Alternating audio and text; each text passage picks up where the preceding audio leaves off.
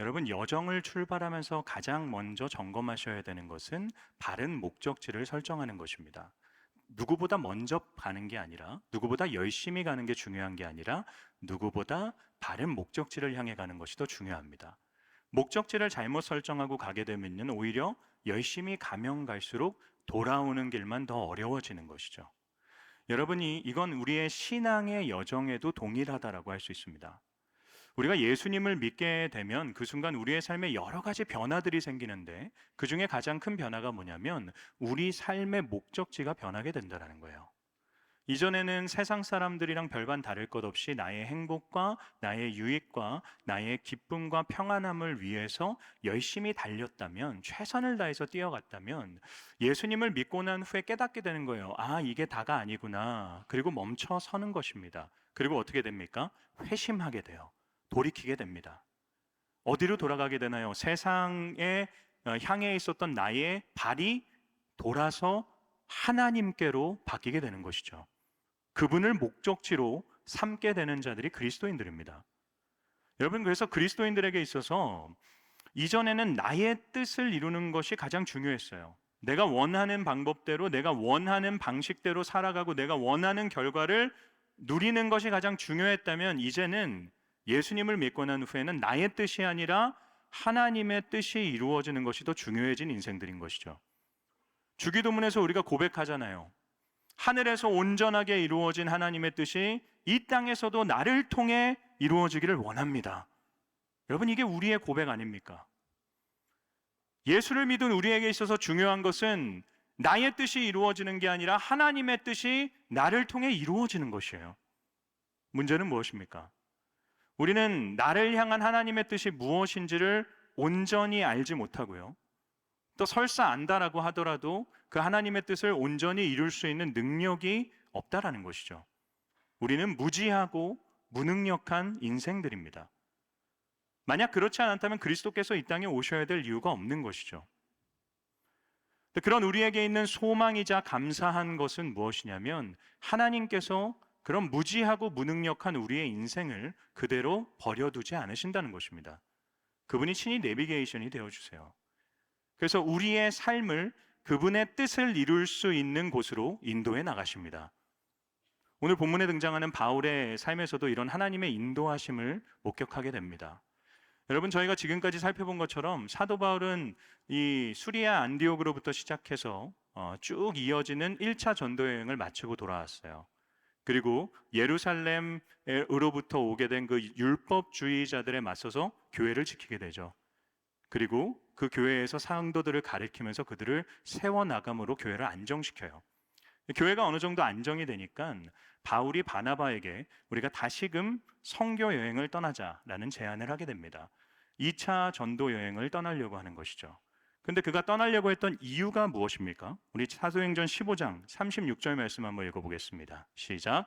며칠 후에 바울이 바나바더러 말하되 우리가 주의 말씀을 전한 각 성으로 다시 가서 형제들이 어떠한가 방문하자 하고. 바울이 2차 전도 여행을 떠나려고 했던 이유는 1차 전도 여행 때 세웠던 교회와 성도들을 방문해서 그들을 격려하고 세우기 위한 것이었습니다. 여러분, 이거 좋은 일이잖아요.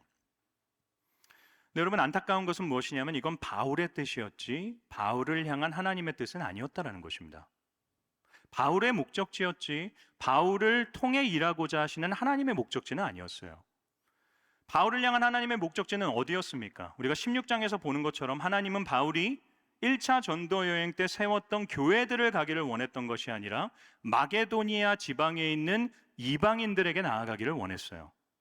하나님이 바울에게 설정하신 하나님의 뜻은 마게도니아에 있는 이방인들에게 있었습니다. 여러분, 이게 우리의 한계인 거죠. 우리는 뭔가 하나님을 위한 일을 내가 하겠다, 하나님의 뜻을 내가 이루어 드리겠다라는 생각을 하면서 어쩌면 거룩해 보이는 일에 우리는 몰두하지만 그 우리의 몰두가 하나님의 뜻과는 사실 상관없는 경우가 훨씬 더 많다라는 것이죠. 그래서 여러분, 이걸 기억하셔야 돼요. 우리가 하나님의 뜻을 이루어 드리는 것이 아닙니다. 하나님이 우리를 통해 자신의 뜻을 이루시는 것입니다. 우리가 하나님의 뜻을 이루어 드리는 게 아니에요.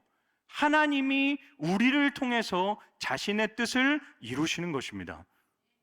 그래서 여러분, 오늘 본문에서도요, 자신의 뜻대로 나아가려고 하는 사도 바울의 걸음을 하나님이 계속해서 막으세요. 그리고 자신의 뜻대로 살아갈 수 있도록 하나님이 바울의 계획과 여정을 바꾸어 내십니다. 그 과정을 보여주고 있는 것이 오늘 본문 말씀이에요. 여러분, 하나님이 어떻게 바울의 뜻을 꺾으시고 바울의 계획을 다시 수정하십니까? 2차 전도 여행이 처음 시작할 때 생기게 된 한 가지 사건이 있죠. 바울과 바나바가 마가 요한을 데리고 선교를 가는 것 때문에 서로 다투게 됩니다. 그리고 갈등 가운데서 서로 찢어지게 되죠. 이 갈등과 다툼은 물론 잘못된 것이죠. 그런데 저희가 이 갈등과 다툼이 만들어낸 결과들을 한 번쯤 볼 수 있어야 돼요. 되게 흥미로운 결과가 만들어집니다. 여러분, 15장 39절을 보게 되면 바나바는 이 갈등으로 인해서 구브로 섬으로 가게 돼요. 구브로 섬은 어디입니까? 바울이 1차 전도 여행을 시작하면서 가장 먼저 갔던 섬이 구브로 섬이죠.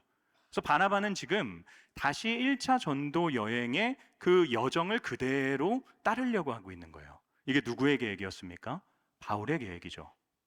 만약 바나바와 바울이 다툼으로써 갈등을 겪고 찢어지지 않았다면 바울 역시도 그 1차 전도 여행의 여정을 그대로 따랐을 거예요. 그런데 그들이 갈라지게 됨으로써 바울이 전혀 계획하지 않았던 그 윗지방인 수리아와 갈라디아 지방으로 가게 되는 것이죠. 여러분, 이걸 통해 우리는 무엇을 알 수 있습니까? 인간의 연약함과 인간의 악함과 인간의 부족함을 통해서도 하나님은 자신의 뜻을 이루어 나가신다라는 것이죠. 우리의 실패가 있어요. 우리의 악함이 있어요. 우리의 연약함이 있어요.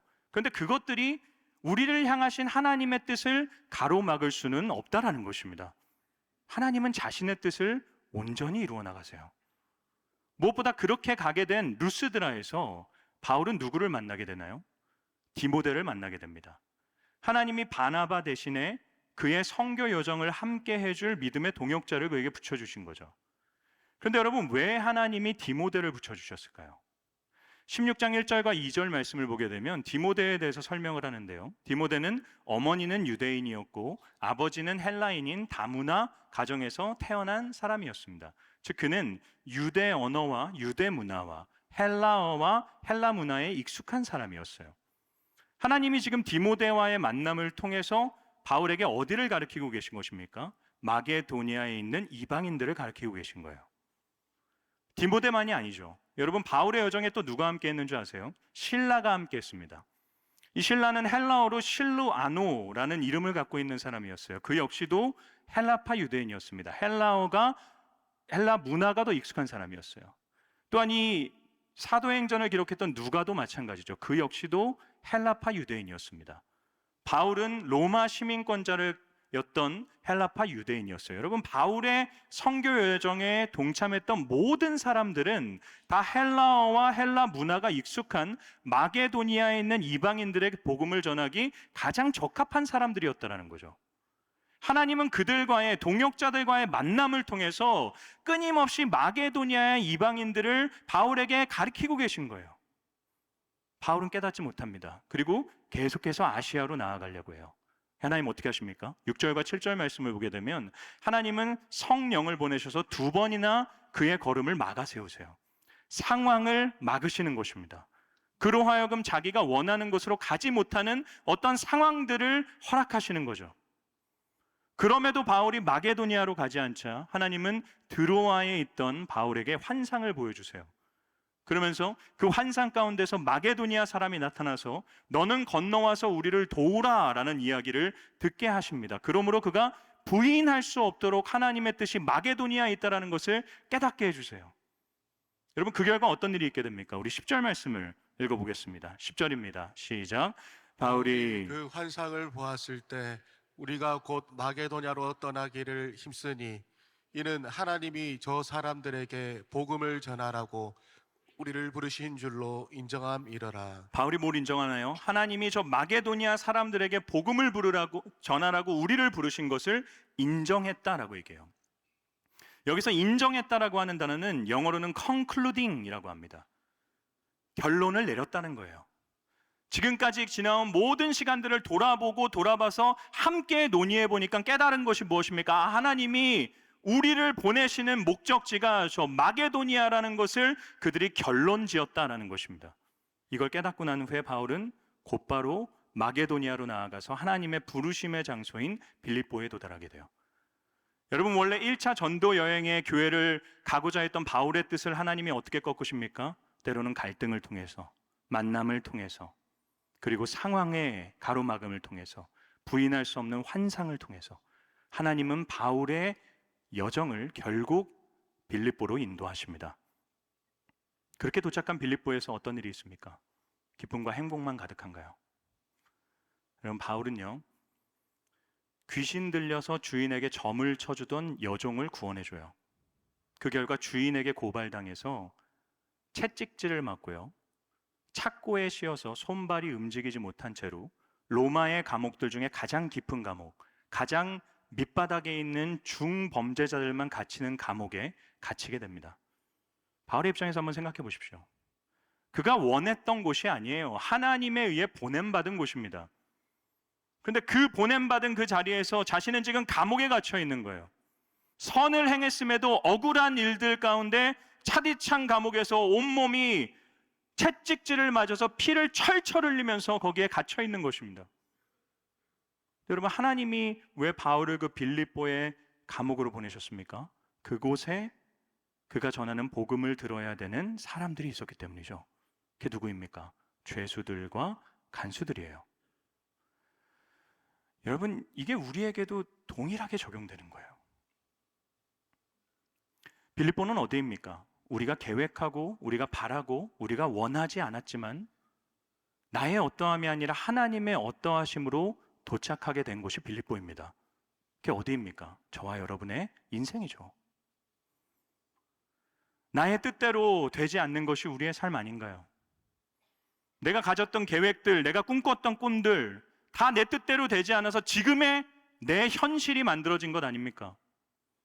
여러분의 빌립보는 어디입니까? 여러분의 가정이 빌립보일 수도 있어요.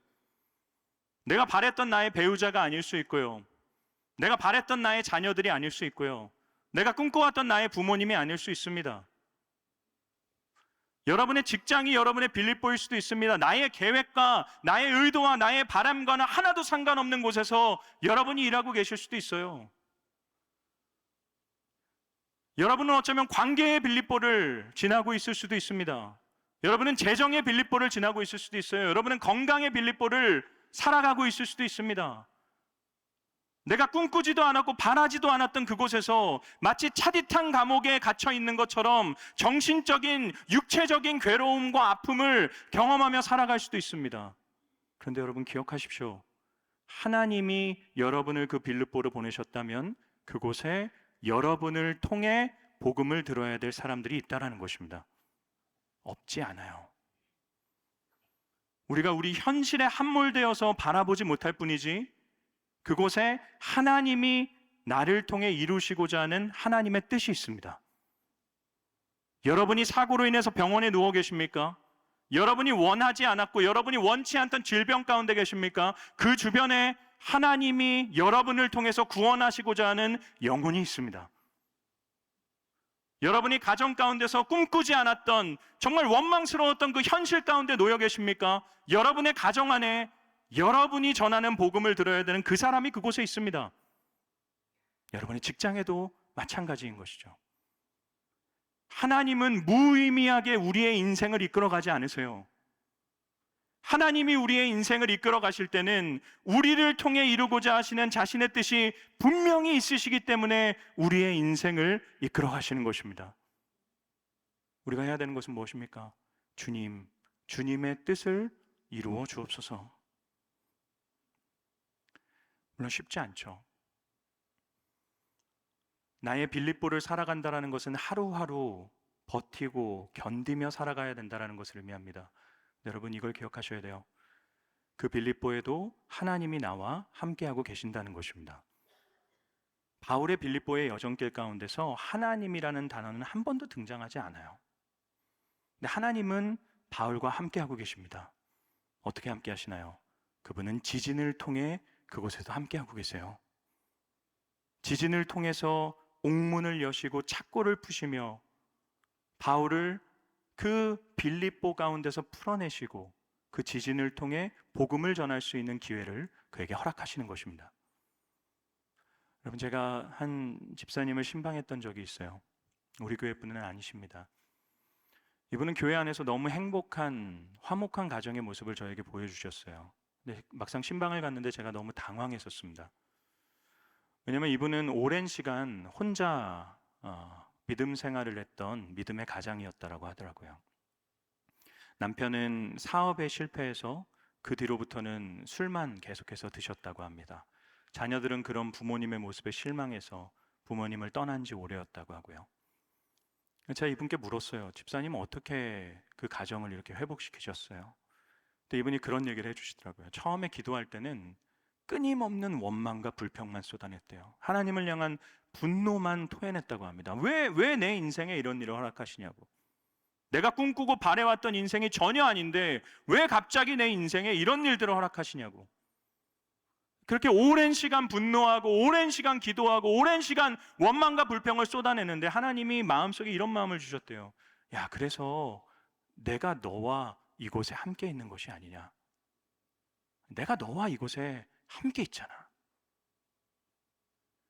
여러분, 그분이 이 마음을 깨닫고 그때부터 이 외로움이 사라지기 시작했대요. 용기를 내고 남편과 자녀들을 섬기고 복음을 전할 기회를 얻게 되고 결국 그 온 가족이 주님께로 돌아오게 되었다는 거죠. 여러분, 하나님은 우리를 빌립보로 보내시는데 우리 혼자 보내지 않으세요. 하나님은 우리와 빌립보로 함께 나아가십니다. 여러분의 가정이 여러분의 빌립보예요. 여러분이 계획하고 꿈꾸고 원해왔던 삶이 아닙니까? 그곳에 하나님이 함께하고 계십니다. 여러분의 직장이 여러분이 꿈꾸고 바랐던 곳이 아니에요. 그곳에 하나님이 여러분과 함께하고 계십니다. 그리고 하나님이 여러분의 인생을 통해서 자신의 뜻을 이루실 것입니다. 그걸 믿는 우리가 보여야 되는 태도는 무엇입니까? 우리의 빌립보에서 우리는 어떠한 자로 살아가야 됩니까? 우리 25절 말씀을 한번 읽어보겠습니다. 25절입니다. 시작. 한밤중에 바울과 실라가 기도하고 하나님을 찬송하며 죄수들이 듣더라. 여러분, 바울은 빌립보에 도착해서 늘 일관적으로 보였던 한 가지가 기도하고 찬양하는 것이었어요. 가장 차디탄 가장 밑바닥의 감옥 안에서도 그는 어떤 순간에도 기도하고 찬송했습니다. 왜 기도했습니까? 기도는 무엇입니까? 보이지 않는 하나님이 살아계시다는 것을 가장 명확하게 고백하는 행위가 기도입니다. 왜 기도합니까? 하나님이 내 기도를 들으시고 하나님이 살아계시다는 것을 믿기 때문에 하는 것 아닙니까? 우리는 빌립보에서 기도해야 돼요. 하나님, 당신의 임재를 내가 확신합니다. 그분의 은혜를 구하며 우리는 기도해야 됩니다. 동시에 우리는 찬송할 수 있어야 됩니다. 찬송은 무엇인가요? 찬송의 가사, 찬송의 대상이 되시는 하나님의 위대하심과 하나님의 전능하심을 선포하는 것입니다. 그게 찬송이죠. 우리는 찬송하면서 하나님이 얼마나 크고 광대하시고 위대하신 분이신지를 우리에게 끊임없이 선포하는 거예요. 사랑하는 여러분, 여러분의 빌립보에서 기도와 찬송이 끊이지 않기를 주님의 이름으로 축원합니다. 여러분의 인생 가운데 내 뜻대로 되지 않는 빌립보다라고 하더라도 우리의 입술에 결코 사라져서 안 되는 것은 기도와 찬송이에요. 무엇보다 여러분, 죄수들이 그 기도와 찬송을 들었다라고 얘기합니다. 여러분 주변에 있는 빌립보에서 만나게 된 그 마게도니아 사람들에게 무엇을 보여주시겠습니까? 같이 절망하고 같이 실망하고 같이 납당한 모습을 보여주시겠습니까? 우리에겐 소망이 있습니다. 하나님이 우리와 함께하고 계십니다. 기도와 찬송으로 우리는 나아가야 되는 것이죠. 그게 우리가 빌립보에서 살아가는 이유예요. 왜 그렇게 살아야 될까요? 제가 사실 한 주간 설교를 준비하면서 마음이 너무 무거웠어요. 우리 성도님들 진짜 모두가 쉽지 않다고 이야기하는 세상에서 하루하루 고군분투하며 살아가고 있는데 나는 또 이들에게 사명대로 살라는 설교를 해야 되는구나. 그런 마음을 가지고 어떻게 전해야 되지라는 마음으로 고민하고 있는데 제가 주일날 서울에 있는 한 교회에서 설교를 들었는데 그 목사님이 C.T. 스터드라고 하는 찰스 토마스 스터드 선교사님에 대한 이야기를 해주셨어요. 이분은 캠브리지 대학의 유망받던 그 크리켓 선수였습니다. 지금으로 따지면 마치 메이저리그의 오타니와 같은 그 당시에 가장 유명하고 가장 위대했던 선수예요. 근데 이분이 부인할 수 없는 하나님의 부르심을 받게 돼요. 그리고 내가 주님을 위해 살겠다라는 마음을 가지고 그 크리켓 선수를 그만두고 인도와 중국과 아프리카 선교에 평생을 헌신하게 됩니다. 주변 사람들이 미련하다고 이야기했고 조롱했어요. 그랬던 사람들에게 이분이 이런 고백을 합니다. 예수 그리스도가 하나님이시며 나를 위해 죽으셨다면 그를 위한 나의 어떠한 희생도 결코 크다고 할 수 없습니다. 예수 그리스도께서 하나님이시며 나를 위해 죽으셨다면 그를 위한 나의 어떠한 희생도 결코 크다고 할 수 없습니다. 그리고 그분이 이런 시를 남기셨어요. 제가 읽어드리겠습니다. 오직 한 번뿐인 인생, 단 한 번뿐인 인생, 나 지금 구하오니 주님의 뜻 이루소서. 마침내 하늘 부르심을 받는 그날 나는 고백하리 주님 위에 살 가치가 있었다고. 오직 한 번뿐인 인생 속히 지나가리라. 오직 그리스도를 위해 한 일만이 영원하리라. 아멘. 여러분, 이것이 우리가 빌립보에서 하나님의 뜻을 이루는 자로 살아가야 될 유일한 이유이자 충분한 이유 아닙니까? 그분이 우리를 위해 모든 것을 내어주셨습니다. 우리가 그분을 믿는다면 그분을 위해 하는 우리의 수고 중에 넘치는 것이 무엇이 있겠습니까? 사랑하는 여러분, 한 번뿐인 인생 무엇을 위해 살아가시겠습니까? 목적지가 바뀐 인생임을 기억하십시오. 하나님의 영광을 위해 살아가십시오. 여러분이 보냄받은 빌립보에서 그분을 드러내며 결국 기도와 찬송 가운데서 하나님이 나의 인생을 통해 이루어 가시는 하나님의 뜻을 맛보는 인생을 살아가십시오. 여러분의 인생은 결코 헛되지 않을 것이고 이 땅에 어떤 사람들의 평가와는 상관없는 하나님의 완전하신 평가가 여러분의 삶에 있을 것을 믿습니다. 한 주간 시작되는 여러분의 빌립보에서 주를 위해 주님의 뜻을 이루시는 삶이 될 수 있기를 주님의 이름으로 축원합니다.